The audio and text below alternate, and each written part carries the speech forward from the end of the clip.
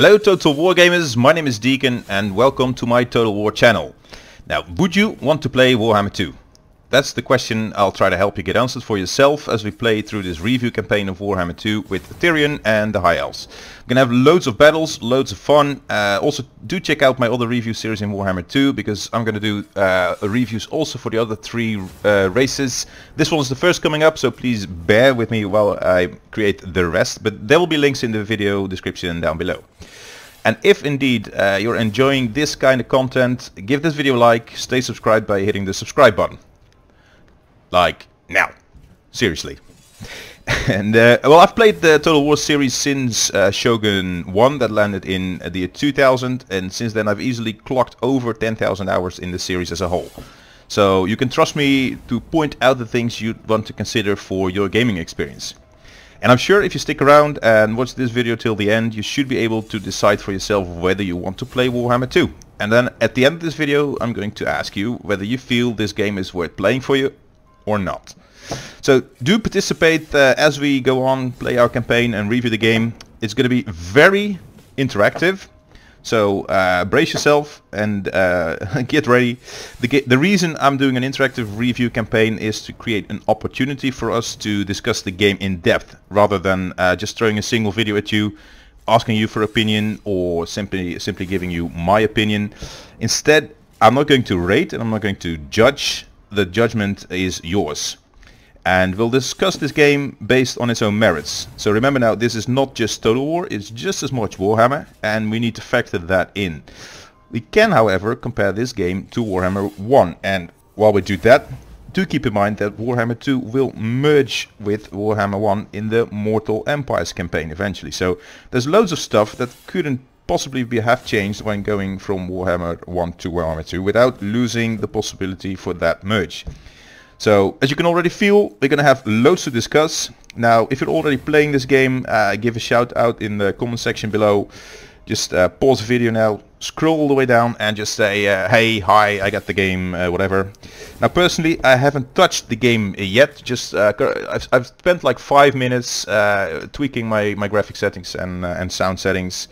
So the game is as new to me as it is to you. We're playing it on very hard and for the campaign, but also the battle difficulty is at very hard.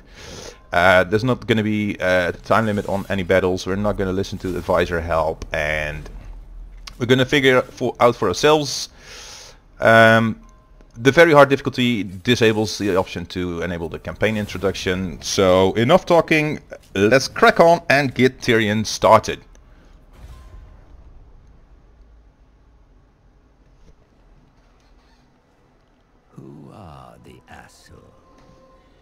An enigma to men and dwarfs, who know them as High Elves.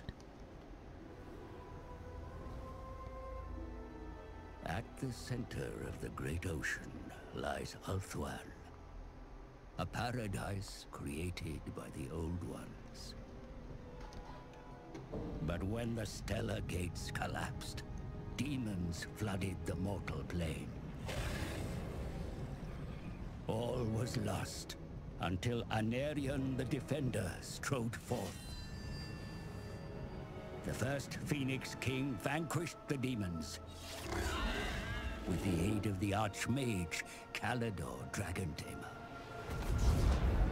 It was Calador and his elven mages who created the Great Vortex.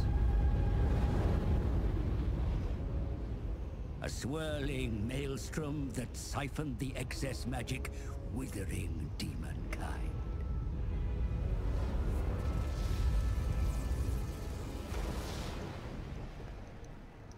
With the world purged of chaos, the elves took it upon themselves to become guardians and stewards.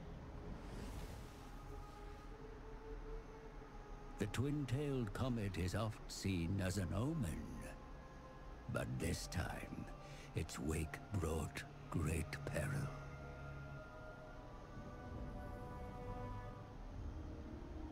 The dragon with two tails flies lower than before. Its trail disturbs the vortex. I have felt a change in the winds of magic. Then write it, brother. Lead the mages of Safari. Bring all in the White Tower to bear if you must. Such lore is currently beyond us. I suggest a scrying ritual in the Pool of Isha. It may provide us with the answer. Such a ritual requires fragments of fallen waystones. Far more than we have. Then we find more. Make ready your ritual, Lord Master Talarian. You will have your fragments. I shall start the search in Lustria. Lustria? My brother will search here, in Ulthuan. Why do you care so much about the greater world? Why do you not? Stay here, brother. Protect Ulthuan. But I venture beyond our borders. And while you meddle in far-flung continents, I will ensure you have a home to return to.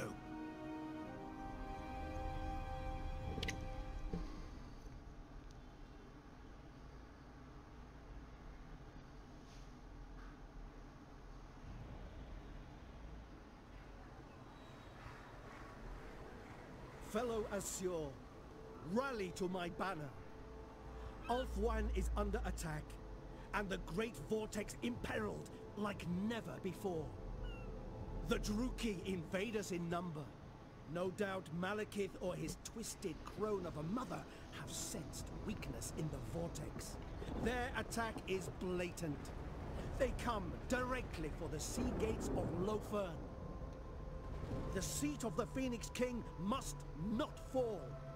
Finnobar has entrusted me to lead the counterattack.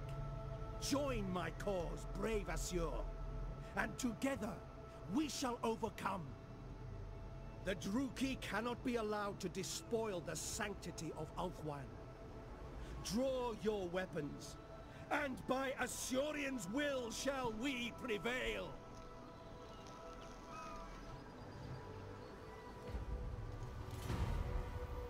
So here we are with Tyrion.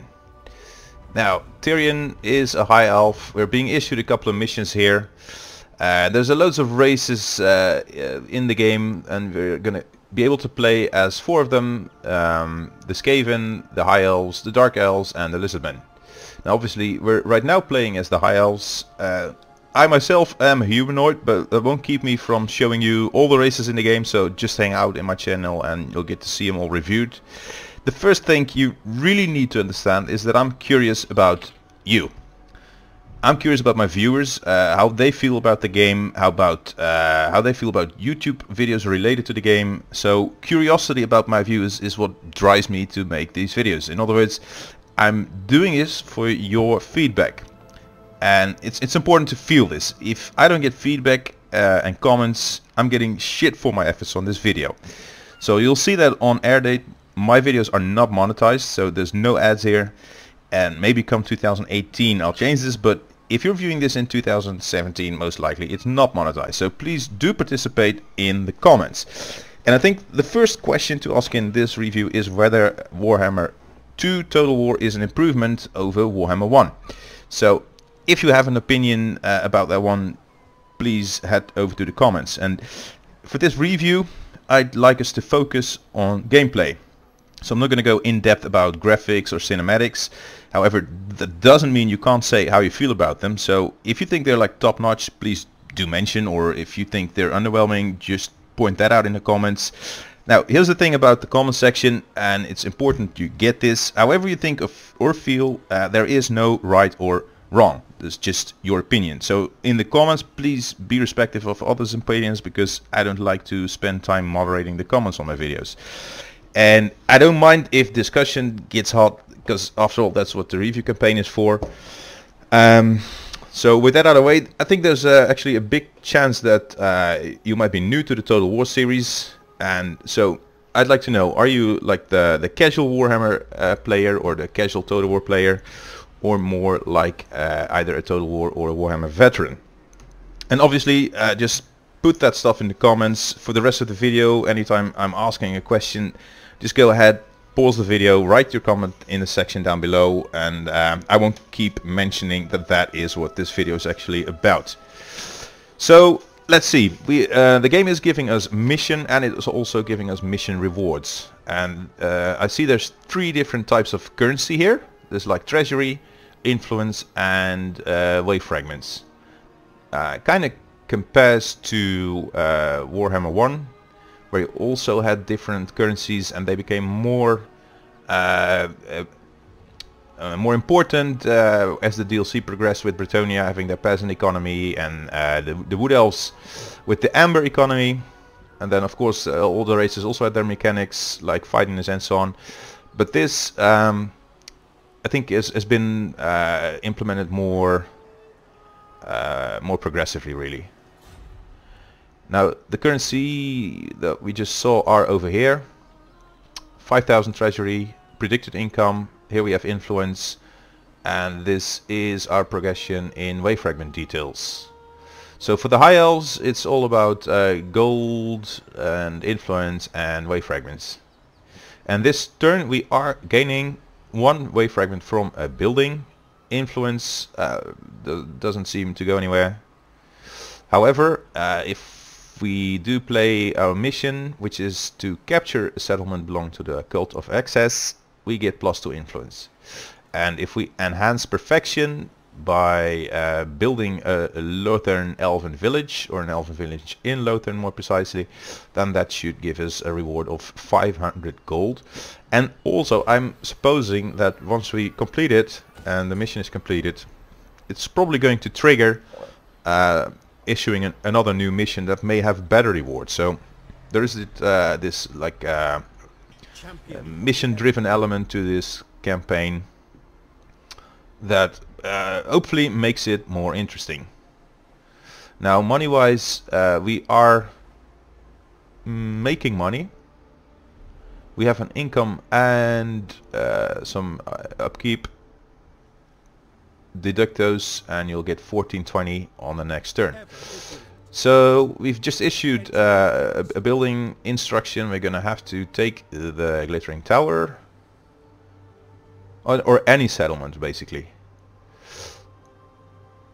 But the hint at the loading screen said he was gonna head south. So I'm just assuming that this is south in the world, and we'll try and capture this. However, this army has way more units than we have. They got 10, and then there's also a garrison in the glittering tower, which is 5 units. So they have a total of 15 and we have only 7, so we should be recruiting more units. Now we already have a balance of spearmen and archers. I try to keep in tune, so to keep a balance between the two of them. Let's sit here and recruit.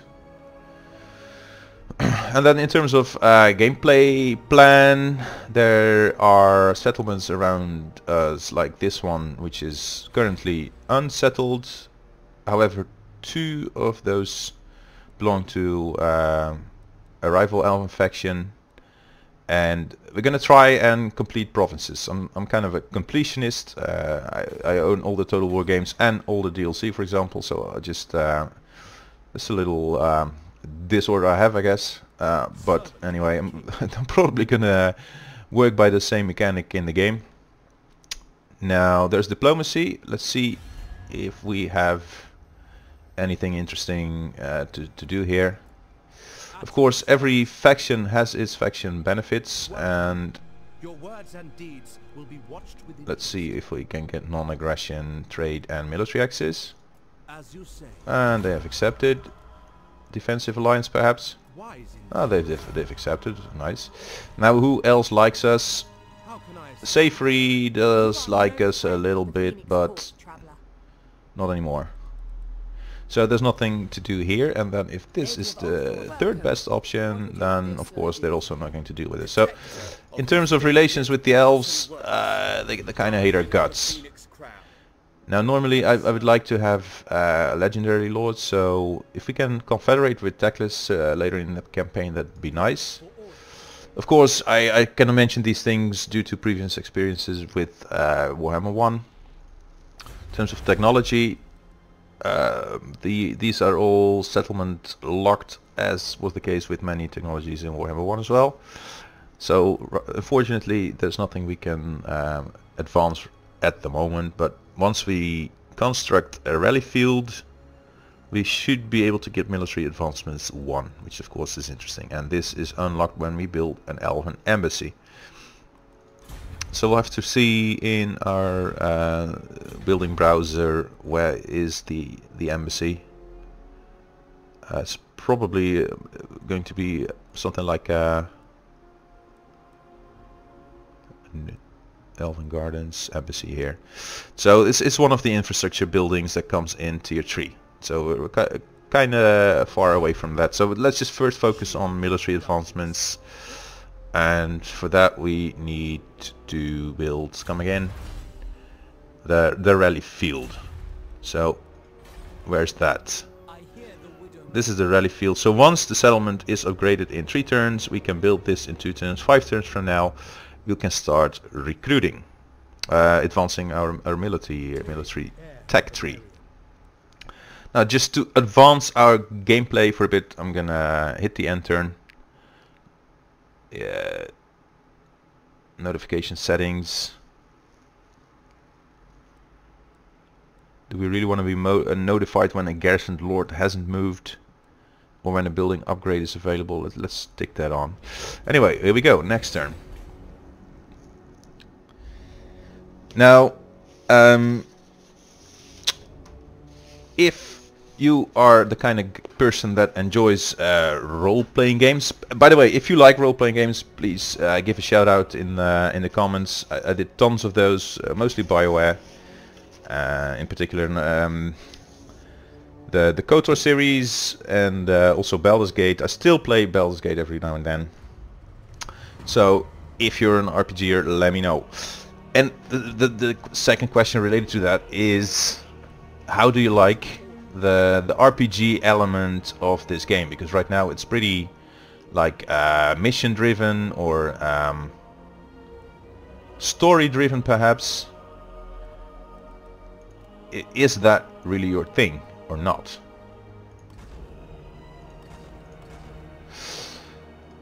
So sure, you know, this would be one of those moments to pause the video and let us know. Now this garrison was just 5 units, wasn't it? And this is in our province. So this would be a good moment to actually try and take this. And keep it even, because we can recruit further once we've taken it. So here we go. Into the breach. Now this is a tiny garrison. And we're obviously going to squash it. However, I'm going, as I usually do, quick save it and just fight it. I'm gonna try keep our units alive, try to rank them up. If you take a look at my channel, you'll see there's also Third Age Total War playthroughs, and I have my true set of house rules, the kind of role-playish. I always try in any Warhammer campaign, or Warhammer Total War campaign I should say actually, I try to keep my units alive and rank them up and keep them with me throughout the game. Unless they're like crappy units, then I might even disband them, but then still they are usually useful to keep as a garrison somewhere. So same here, like this bolt thrower and the Phoenix, they're going to be units that are interesting to quickly rank up and to park the kills in. And also auto resolve, I've never really liked it. Same time gives us a nice opportunity to have a close-up look at the units and their graphics. And I don't know if you're a tabletop Warhammer player. I'm more like a tabletop collector, so I have like a 10,000 points Bretonnia army, most of which unpainted. It's always been a project of me that I'd like to do some point, and I never really got around to actually painting them. But still, I do know the tabletop game, and I have actually anything there is in terms of Bretonnia, save for the truly earliest editions. I have all the models.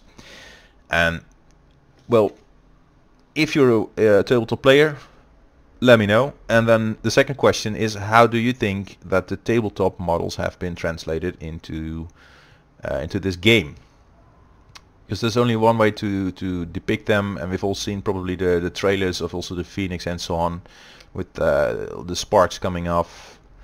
I think opinions are probably divided. It may be too cartoony or too, how do you say, and too gimmicky maybe. or you might think this is actually a very nice way to depict it. But it's easy to note the differences with the tabletop models, or like the standard painting scheme or schedule that they've used for that on the box. Now, deployment wise, let's put our archers in advance.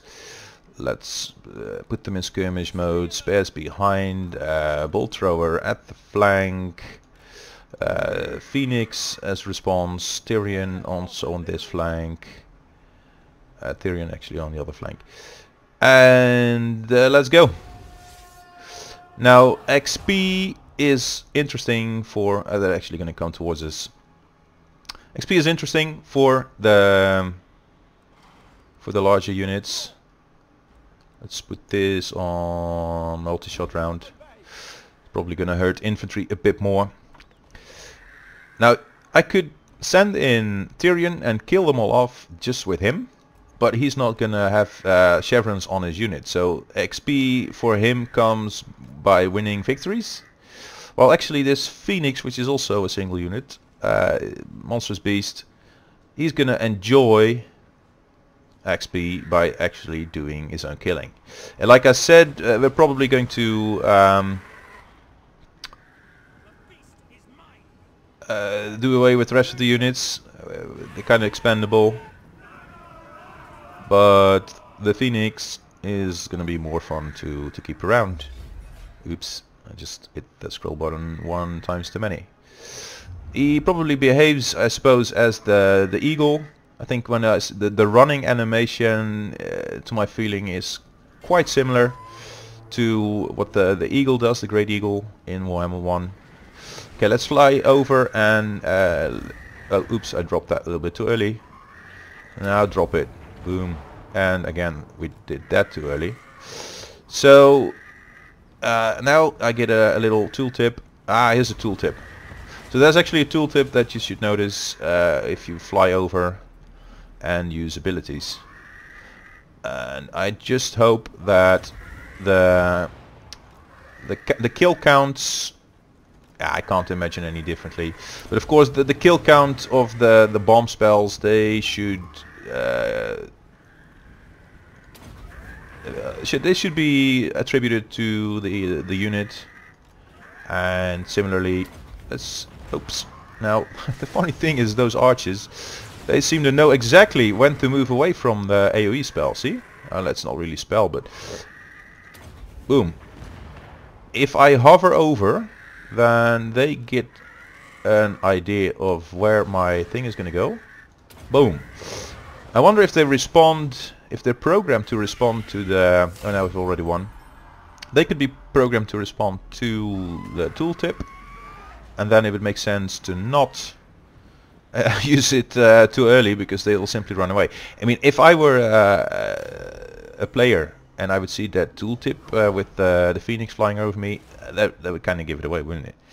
So that's an interesting one. If you happen to know how that works precisely, then do let me know. We've lost 0, we've killed 255, and well, we've played around a little bit.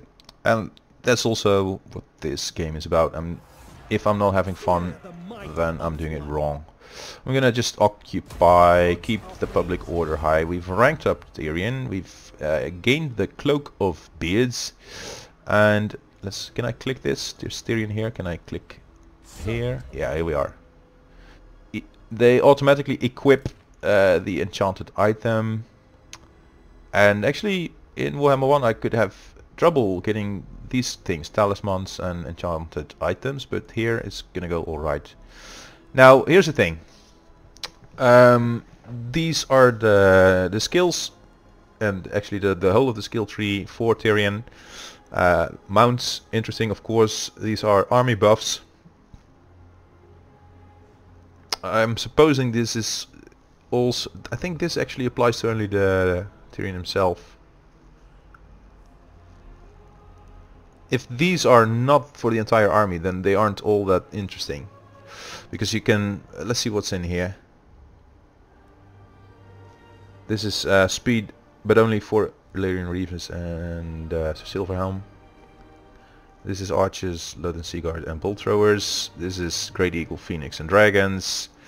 So depending on what kind of units you're fielding, you are benefiting from these upgrades less or more. So you basically need to plan ahead. However, spammen and archers are going to be the bread and butter of our army, at least for the early game when this really matters. So I don't know if leadership failure is really a problem for the High Elves. It may be when facing the Dark Elves and they're losing their primary boss. For now, I'm just going to go with Root Marcher. I'm going to try and go into this, and then we'll have to see whether or not we should try and improve our army or try and improve our campaign gameplay.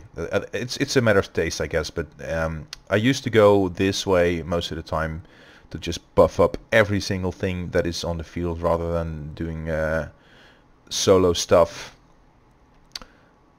with Tyrion, because when he wins the battle he gains XP.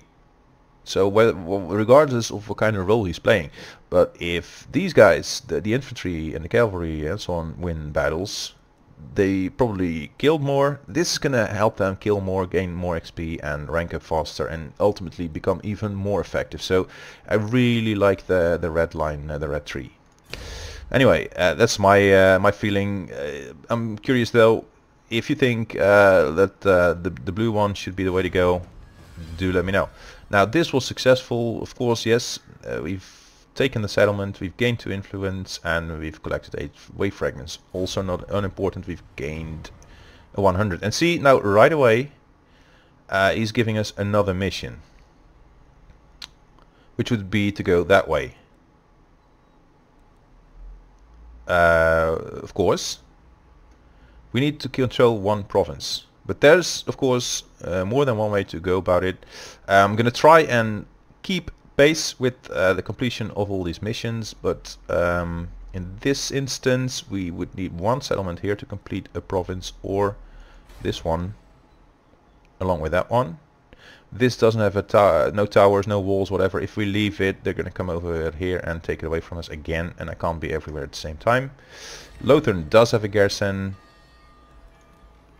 quite a strong one at that, so we could always hire another lord if they do come at us, regardless what direction we go. But I think we're gonna go here and now over there, and then there, and then there.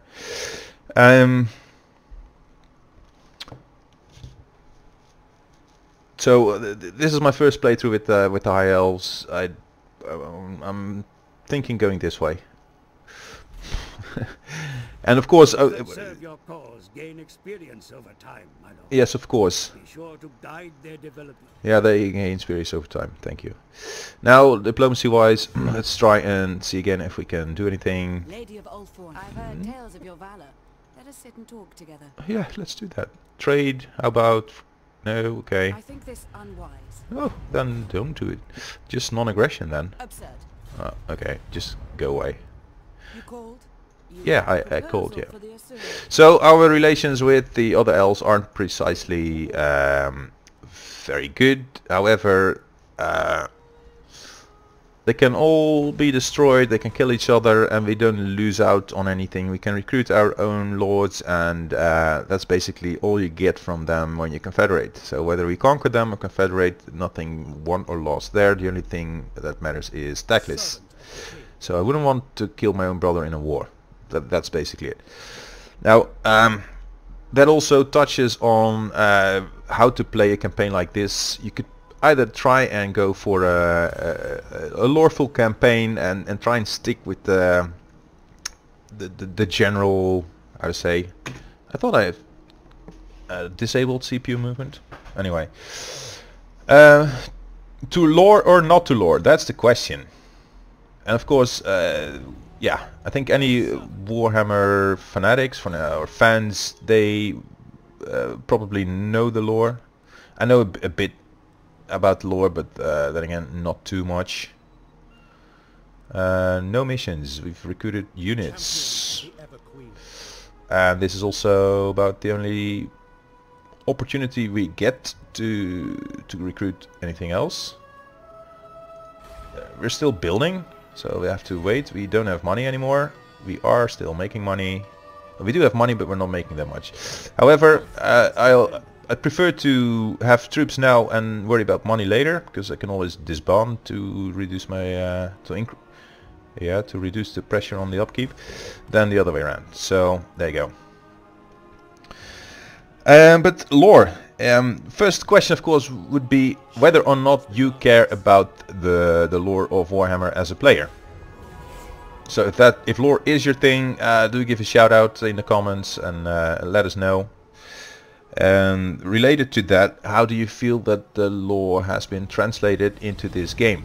Now we get a 500 gold reward and we're getting in the next mission. So see, this is really and now we have to build a rally field. Well, that's what we were already planning to do, so they're making things easy for us.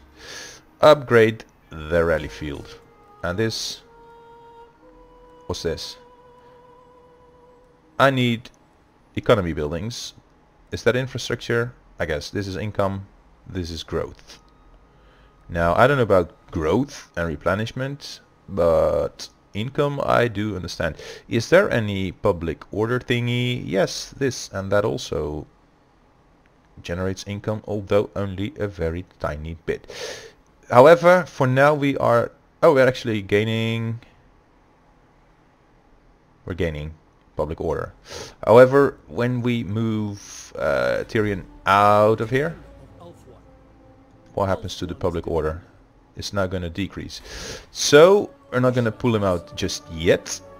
I'm going to go for public order first. Where is it? This thing. And go for income second.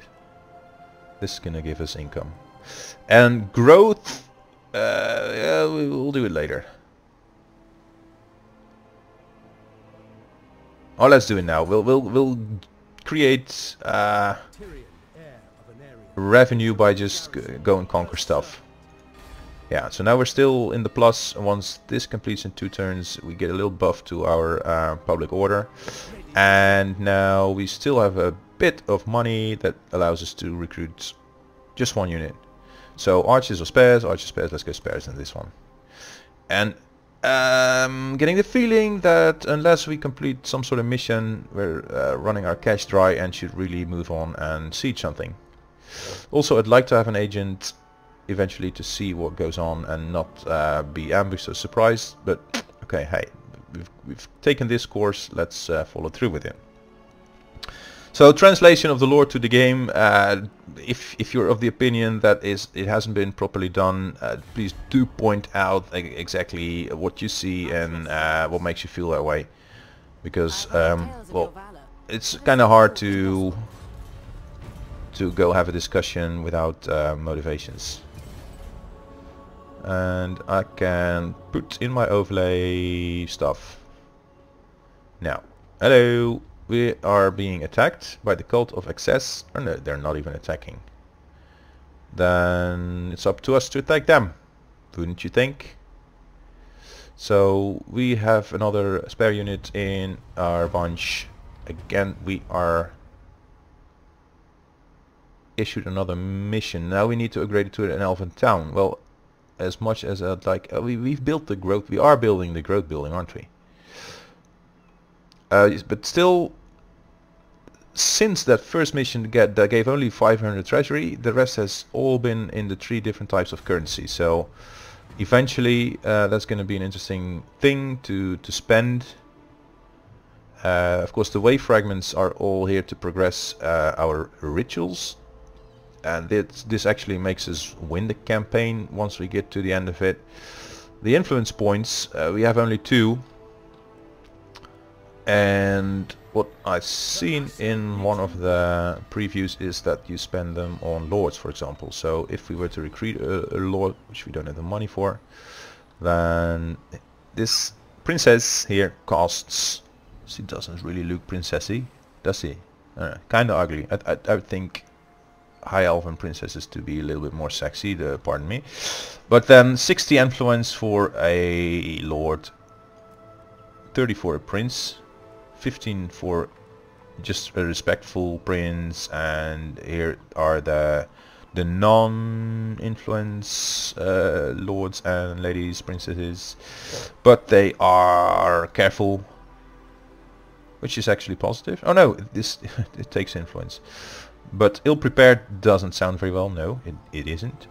Slovenly, also not a good thing. Feeble, not a good thing.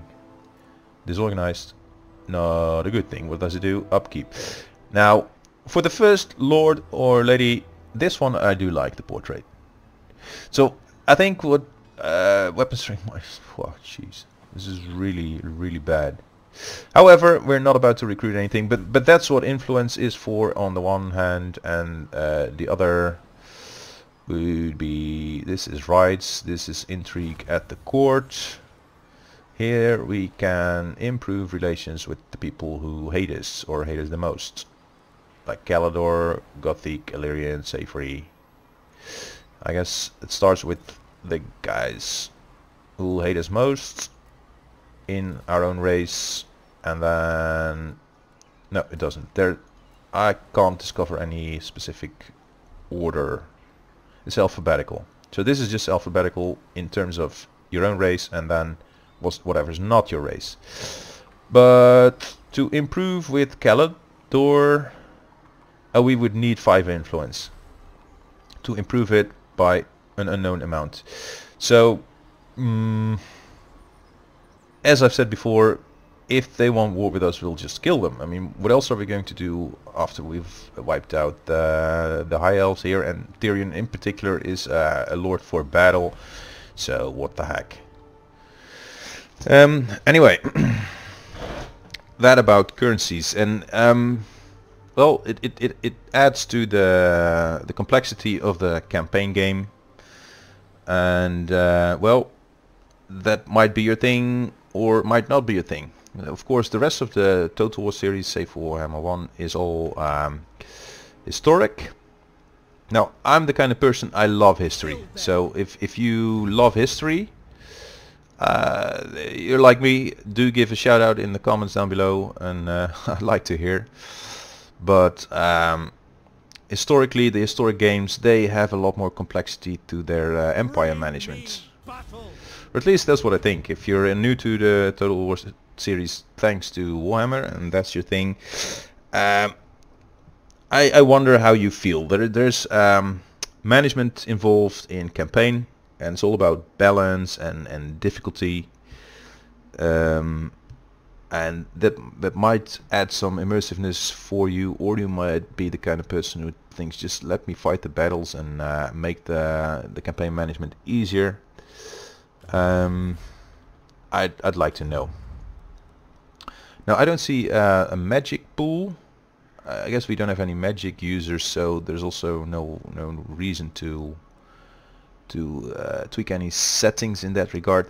Now, there's a force in between us and them, and of course it hides us on our approach, but they will also approach us, and I think the force is gonna decrease our visibility, screw up our area of fire. So I'm just gonna, archers are gonna skirmish. They are skirmish. Maybe it remembers. And we have, of course, our Phoenix. Now this time around I am going to be a little bit more careful with the use of the Phoenix. It can't hide in the forest, of course, because it flies atop the trees. The Eagle Claw Bolt Thrower is gonna need line of sight, and that is kinda hard, but I'm gonna put it here and then put Tyrion behind in response. And once we're able to, screw it, I don't, this is in a depression here, and we have quite the range on our archers. So I don't like them to have to run forward much before they can put themselves to good use, or we can put them to good use. So I'm gonna run them up there, otherwise we still don't have a line of fire. How about that? And then Tyrion can sit here. It's kind of better to have him in the middle, so that his aura, which gives a leadership buff to all of them, is distributed more evenly, but for now. Now let's first run in the archers. There we go, and I'm gonna put the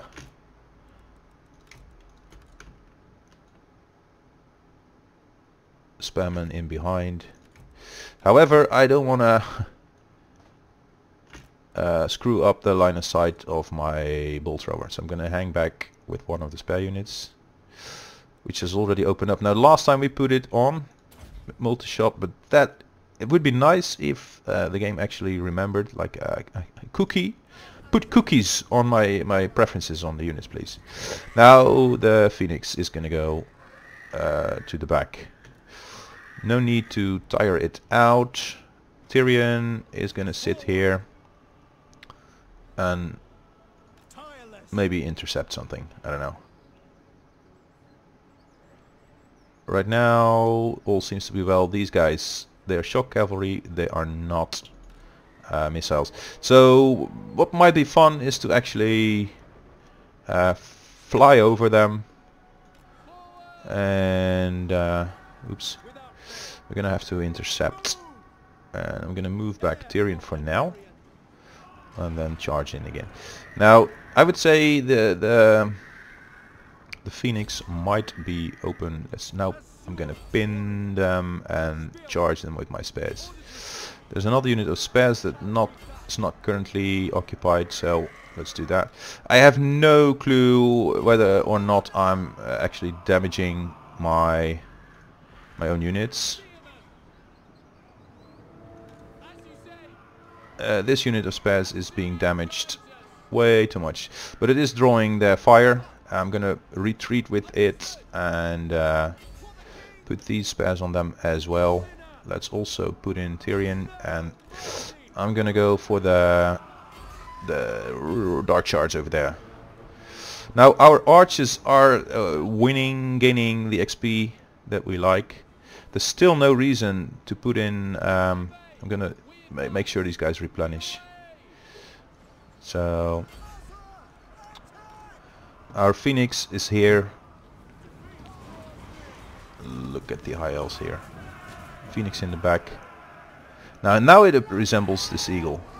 He's got spares in the rear, so losing a little bit of hit points. Let's face the spares now. Rather, let's fly over them. Break away. Tyrion is charging in. He doesn't have any special abilities, which is a waste really. So what's there? My spearmen are chasing off those reavers. So I'm gonna, they're not reavers, are they? The dark riders. So I'm gonna chase the dark riders with my Phoenix. And right now I'm thinking it's kind of like taking too long, and they're returning from routing quite frequently. So he's spinning down these dread spears. He's not really killing them by much. The dark riders are being taken care of, and we have one unit of archers that's not doing anything. Out of range. And let's go this way.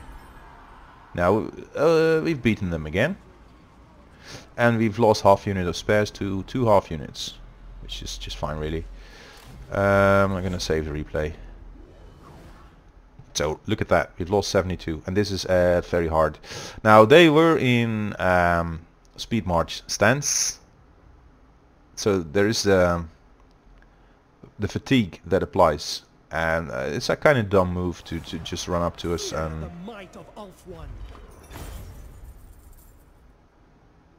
haha. Now we have money, so we don't need replenishment. We can go for XP. Let's go for XP. Yeah, I like XP. Boom, he's dead. So not only did they lose the battle to us, crap, our public order is still crappy. So the archers have been doing most of the killing, and the meat shield has proven to be sufficiently efficient. So one more archer really wouldn't hurt. Then again, archers aren't that good in siege battles, I suppose. So and we've gained an armor and we've ranked up Tyrion. So now where to apply skills next? First gonna go here and then those.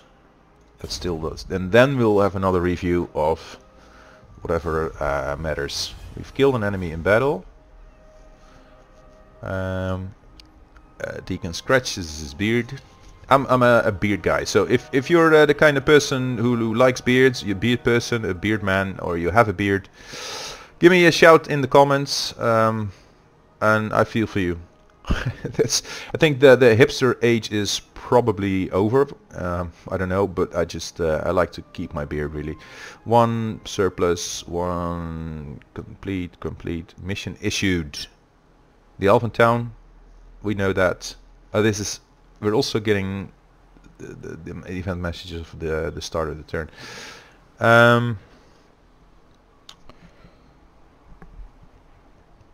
Well,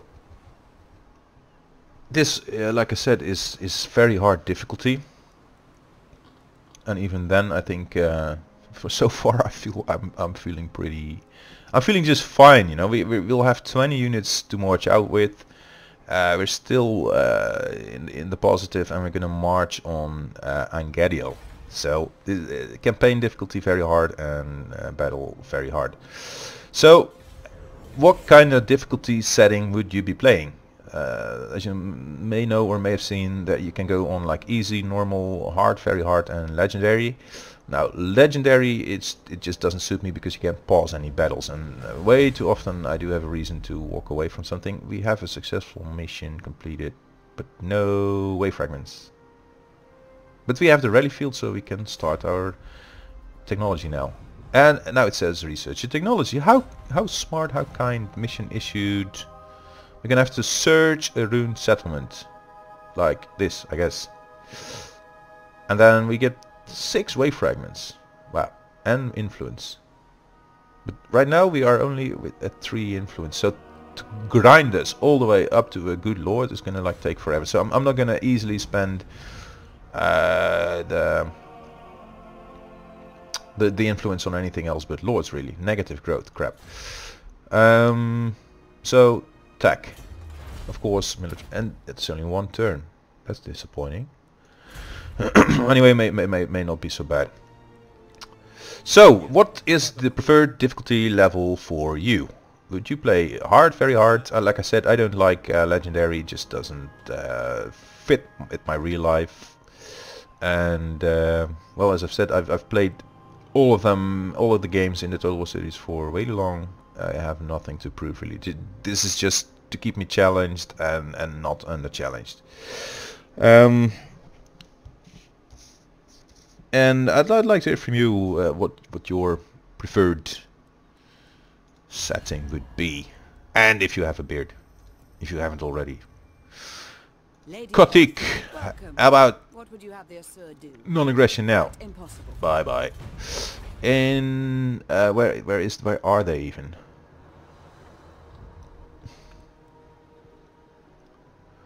Now there's a pop-up, but it doesn't state the faction. So who did I just see? The Kotik. I may be slaughtering pronunciation on these names, so please bear with me. Do post if you can help me with phonetic spelling.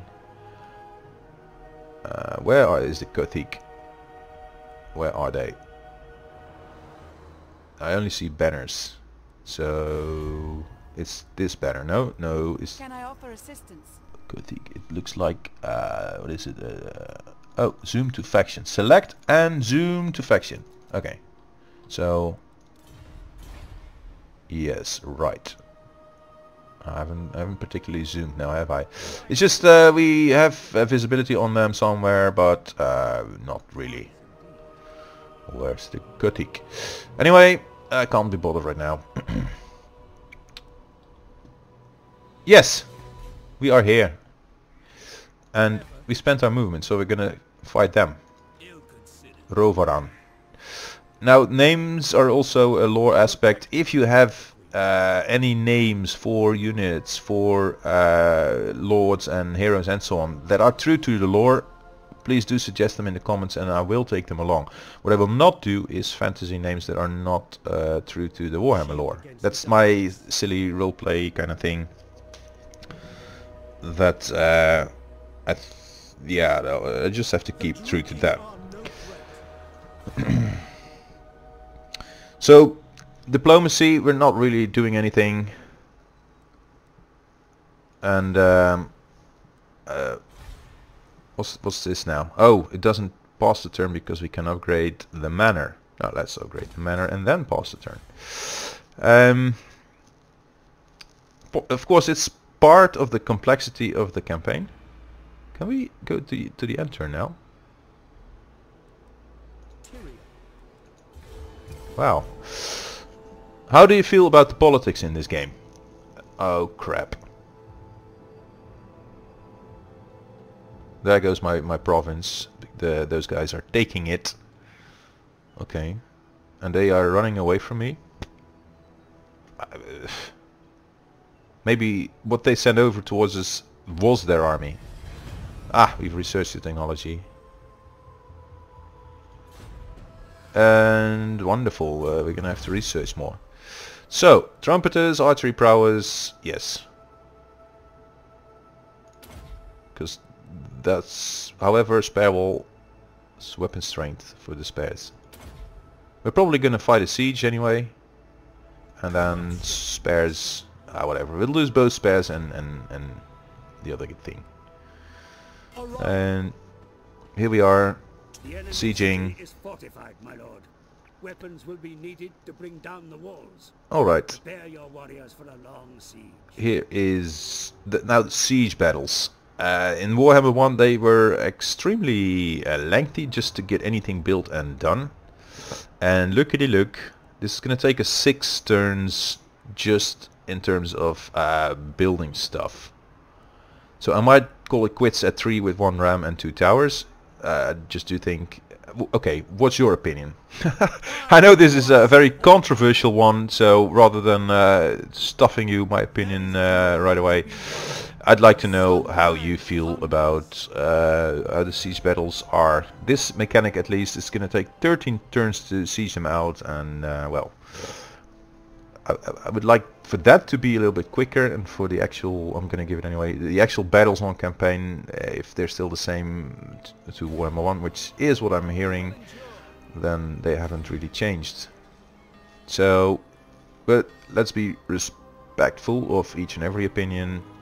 Tell me yours. Head over to the comment section and let us know. Hey! They're proposing a counter offer, which is wonderful. So now we have trade. Can we get non-aggression now? Absurd. No. Okay. So I'm scratching my head again.